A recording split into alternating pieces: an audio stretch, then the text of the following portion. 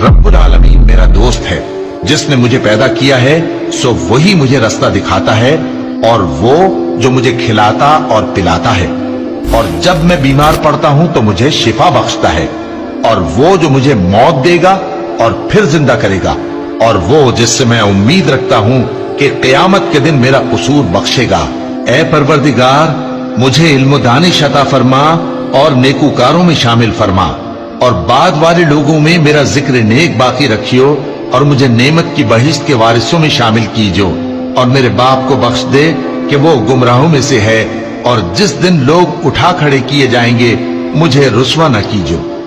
जिस दिन न माल ही कुछ फायदा दे सकेगा और न बेटे। हाँ, जो शख्स अल्लाह के पास बेरोग दिल लेकर आया वो बच जाएगा, और बहिश्त परहेजगारों के करीब कर दी जाएगी, और दोज़ख गुमराहों के सामने लाई जाएगी, और उनसे कहा जाएगा कि जिनको तुम पूजते थे वो कहाँ हैं।